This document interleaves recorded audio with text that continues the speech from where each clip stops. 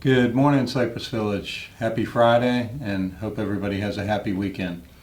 In this week's episode, we're going to meet with several directors that you were unable to see last week.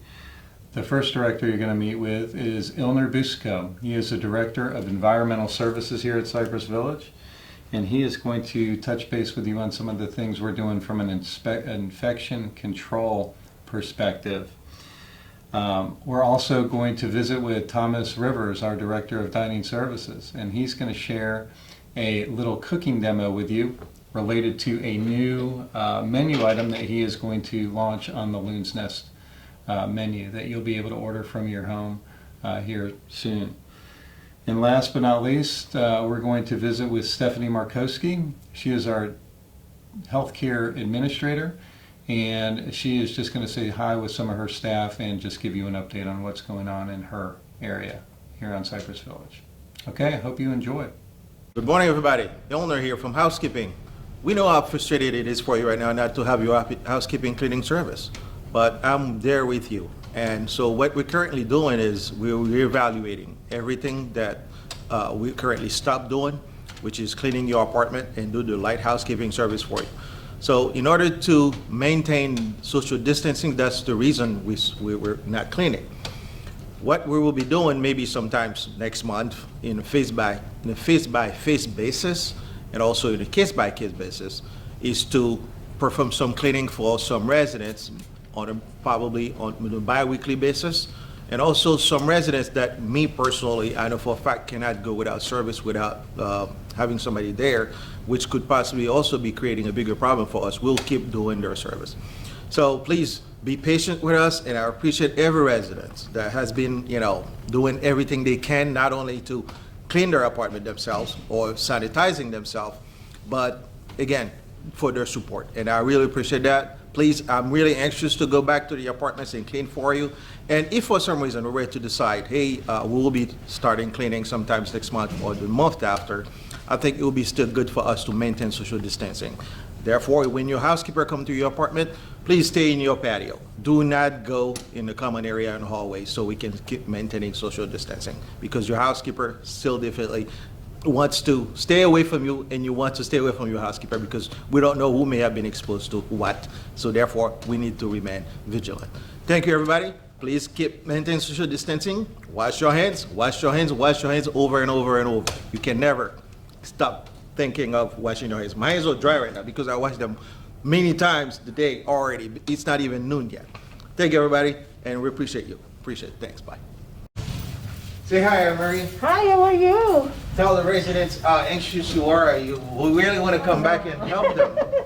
My name is Anna-Marie from the Philippines. This is Cynthia. And Cynthia, you want to say hi to the residents? Yes, I do. Hi, guys. Miss and love y'all. If y'all need anything, call me. Absolutely. She's anxious. She cannot wait to come back to the apartments and help you guys. So hopefully we'll see you soon.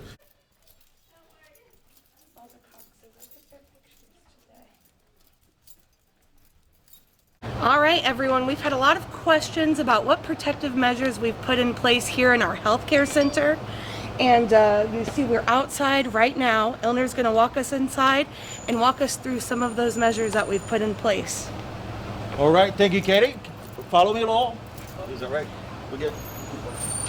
All right. Thank you all. So as part of preventive measures here we've been taking at Cypress Village, this is our nursing home, the healthcare center, and I'm currently at the lobby where we had Turner Pest Control, our primary pest control company, doing a misting disinfection here for us at Cypress Village. So please follow me and I'll be showing you all the areas that Turner Pest Control did the misting disinfection and all the areas that disinfected for all residents. Please follow me. Keep going. This is the main hallway in Rehab 1, and this is the unit that has been designated for any possible issue that we may have here at Cypress Village. All right, the disinfectant that Turner Pest Control used to disinfect all our common areas and patient rooms here at Cypress Village last week, the name of it is NDSV. It is an EPA hospital grade approved chemical to disinfect common areas and patient areas. So every hospitals in the country right now and around the world, They're using all type of chemicals to clean and disinfect their area. And this one is one that absolutely that is authorized by the EPA, which is the Environmental Protection Agency from the United States government. And also every hospitals are currently also using every type of chemicals, and they're using, this one is also one of them that they can use to disinfect hospitals. After the disinfection is done and completed in every area, it is good for 2 weeks. So you will have 2 weeks, whether you contaminated or you're infected with any type of virus, not just coronavirus, the area is protected for 2 weeks. So after a 2 weeks period of time, we will have turn it back here on the property to do another disinfection for us until everything is cleared here at Cypress Village. All right, Cypress Village residents, and here we are joined by our healthcare administrator, Stephanie Markowski. In these very challenging times for our community, we're not able to accept visitors in our healthcare center, but Stephanie and her team have come up with a fantastic solution for our residents and their family members in the healthcare center to stay engaged. So we'll let her tell us a little bit more about that. Hello. So what we've decided to do here in the healthcare center is open up an area for window visits. We have a nice table, some chairs, and a little umbrella. We are bringing the patients down to this location, and the families can sit out here, and with the use of their smartphones or their cell phones, they can physically speak to the patients directly and at least see them as well. It's not the best case scenario right now during these times, but it is working, and it's a way for everybody to feel a little bit more comfortable in this situation. Absolutely. This makes it very easy. Ilner, why don't you tell us a little bit about how your team is keeping this area clean and sanitized for those visitors? Thank you, Katie. After every patient had any interactions with their loved ones here in this window, we come back here and we clean this area for them and sanitize it. So as you can tell right now, there's no thumbprint. There's nothing left on the window. It's ready for the next patient because it's already clean and ready. Awesome. Well, thank you guys for all you are doing to keep our healthcare residents safe and their family members engaged. Thank you.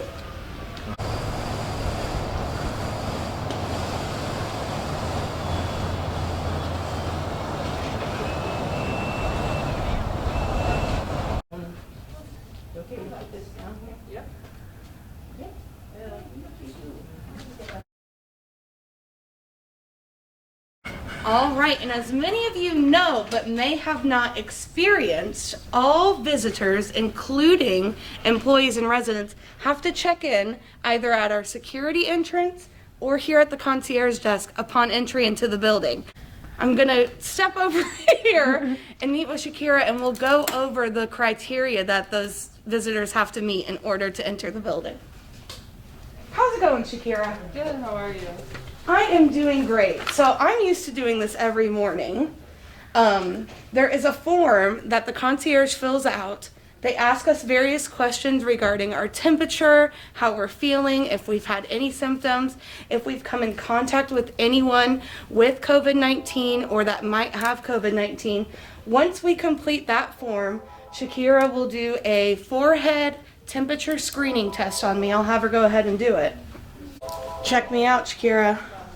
All right, I need your index Oh, finger. yes. Hold this for you.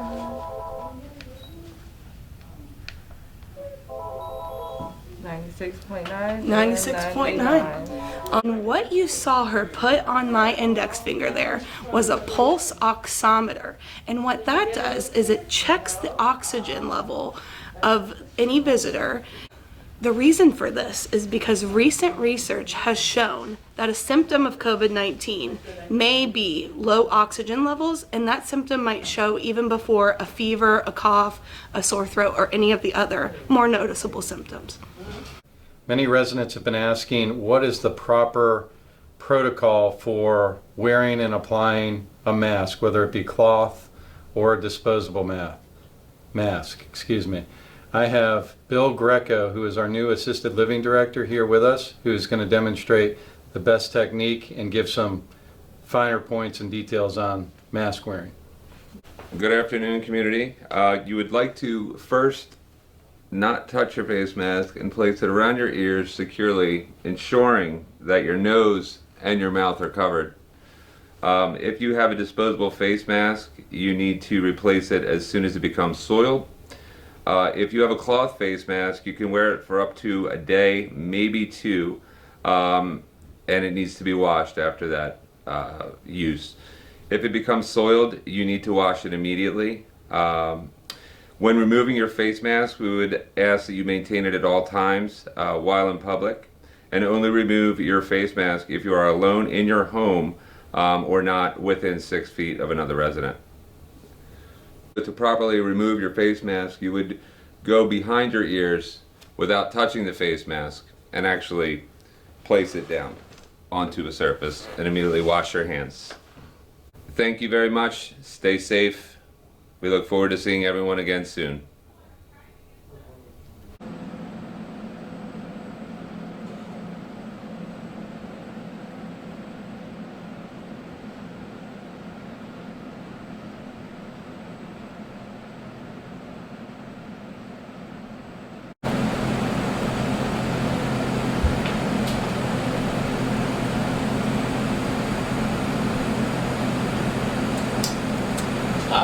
Hi there.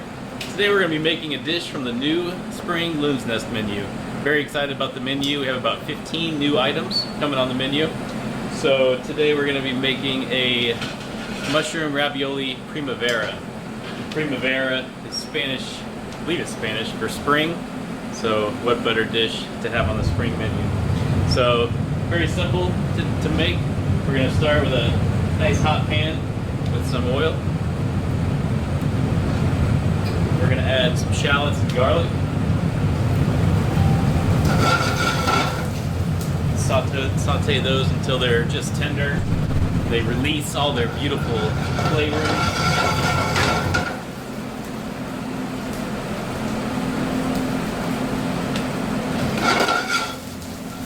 So as these go, we're going to add some nice julienne carrots. They're going to add some beautiful color to the dish. You want to add the carrots first because they're the hardest of the vegetables and they take the longest to cook.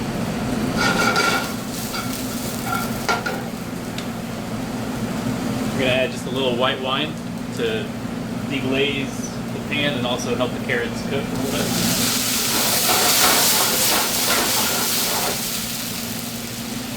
Very fancy. Now we'll add some julienne red bell peppers. And now normally I'd be wearing gloves and hair restraints and all that, but just since I'm preparing it for you all, and I'm probably going to end up eating it myself, I'm gloveless. So we cook this down for just another 20-30 seconds. Then after that we're going to add our julienne zucchini and yellow squash. And you might be wondering, what is julienne? Julienne is cut pretty much like this, similar to a french fry, a little bit finer.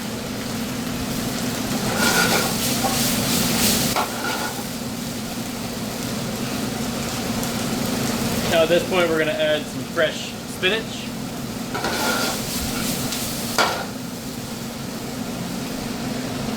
And since we're ending the preparation of the dish, I'm going to go ahead and put the ravioli in the water to boil.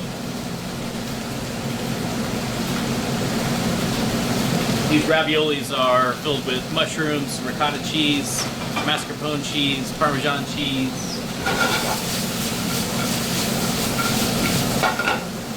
So now we're going to make our sauce. So we're going to have a little bit of heavy cream, one of my favorite ingredients. Did I say a little bit?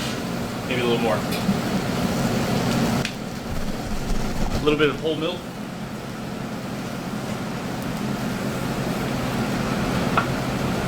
We got some fresh chopped thyme and rosemary.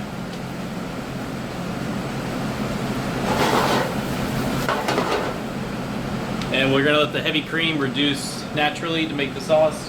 And just when the ravioli is finished boiling, it'll float. And then we're going to add the Parmesan cheese to thicken up the sauce a little bit more. Toss the ravioli in, and then plate it. The ravioli is pretty much done. Get our Parmesan cheese in. A little salt and pepper.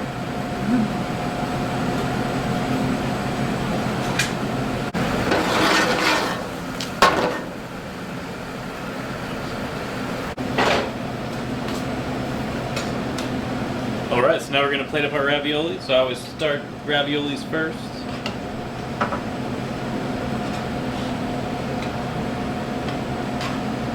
Beautiful raviolis. Put the last one up on top. And then we have all of our beautiful sauteed vegetables.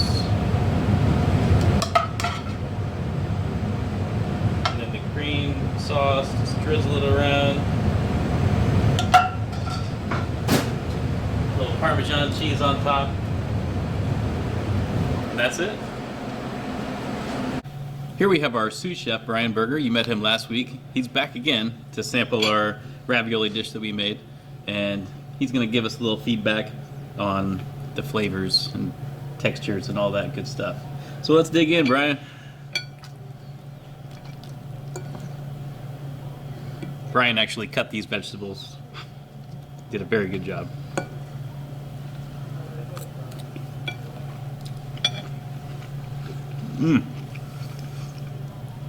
The garlic in there, the shallots, very subtle, and the cream sauce. Nice light cream sauce, nice and airy. The ravioli's great. A lot of mushroom flavor in there. If you like mushrooms, get a load of that.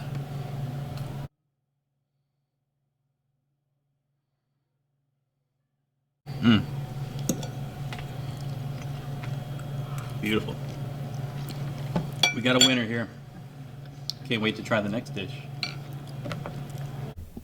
Wow, that looked really, really good. I can't wait to try it. Unfortunately, I was not provided a sampling of that, Laurel, so next time Thomas does a cooking demo like that, please make sure I get a taster of that.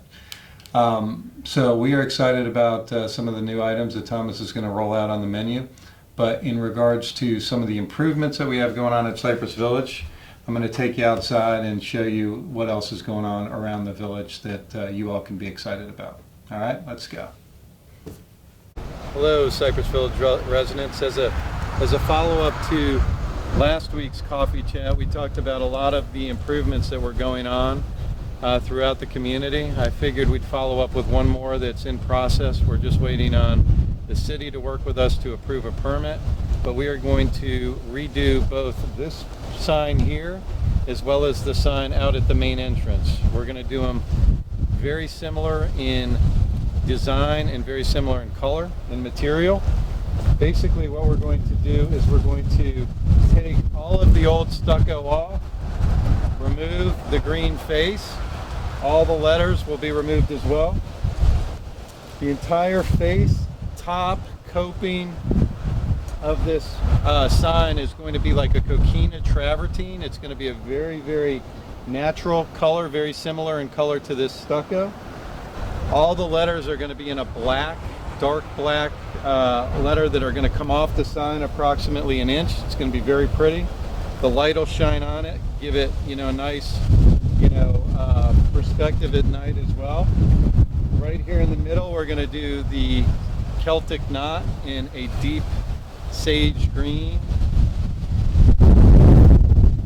The sign itself is going to look very updated, very modern, but not too modern. And we're going to mimic this sign with the sign out at San Pablo and William Davis.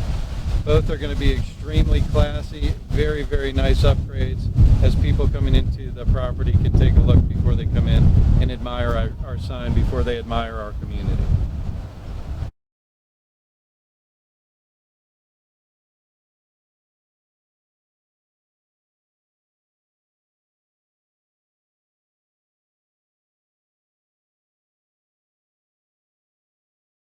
Okay, an additional project that we're working on, during this phase of COVID-19 is another outside project that's going to give the main drag here on William Davis a really nice facelift. So Larry Wilson, who most of you know, he's the head honcho here of Tree Amigos. He's going to give you a little explanation of what his project looks like out here.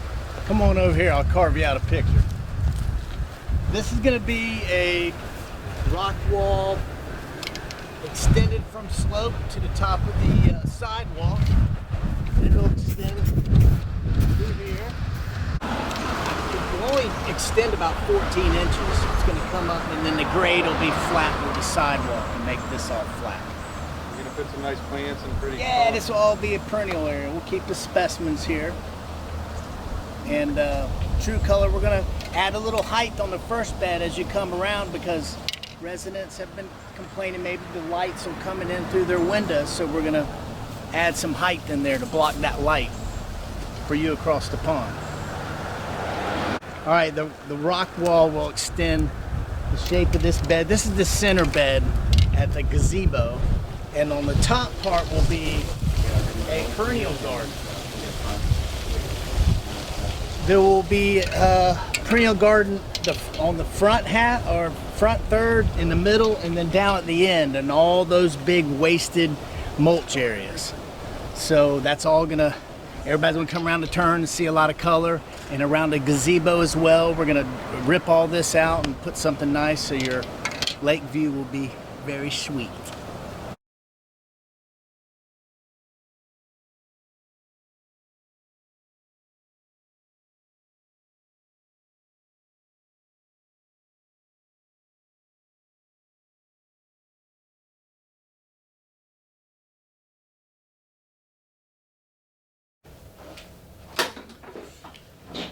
All right, we're back. I hope you enjoyed that visit outside with Larry Wilson.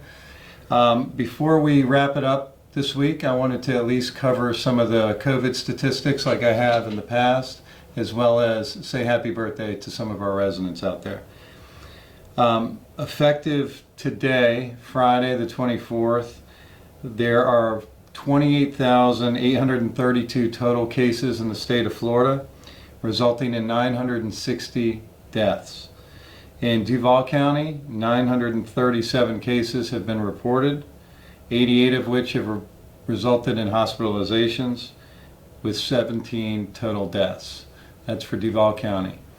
Here at Cypress Village, we do still have that pending case that we reported to all of our residents, families, a couple days ago in writing.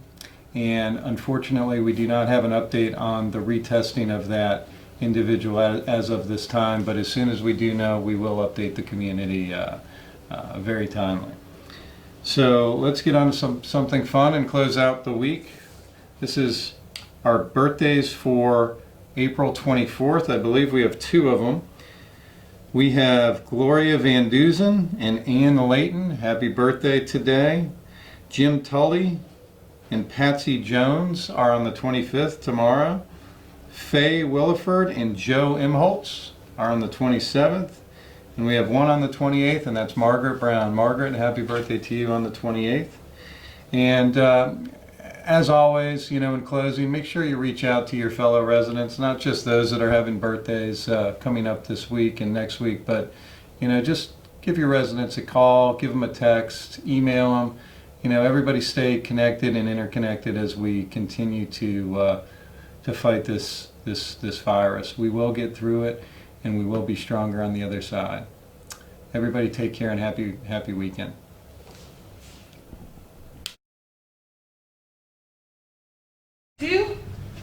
Hi everybody, this is Cynthia, and Cynthia cannot wait to come back to the apartments and help you guys. All right, Cypress Village residents, and here we have our healthcare administrator, Stephanie Markowski. Hi, how are you? I had nothing. So he's like, hi. Hello. Can we go in the other side? Yes, you can. You can go in the main lobby. Yeah, they'll screen you. Oh yeah, thank you. This one with the door.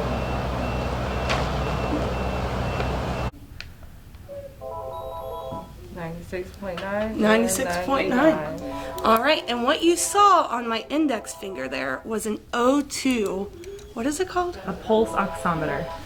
All right, and what you saw on my finger there was a pulse oximeter. This is new. All of our guests have to have their oxygen levels. Is that correct? Yes, their O2 saturation levels. All right, and what you saw her put on my index finger there was an oxygen